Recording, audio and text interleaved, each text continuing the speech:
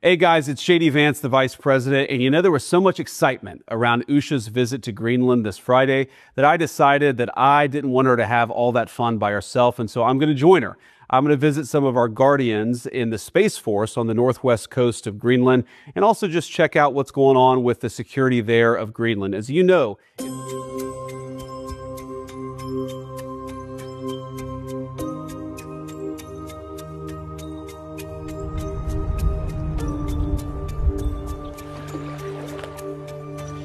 så er det jo tydeligt ikke et besøg, som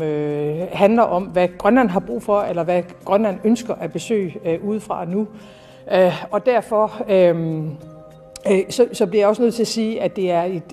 et uacceptabelt pres, der bliver lagt både på Grønland og Danmark i den her situation, og det er også et pres, vi kommer til at stå imod.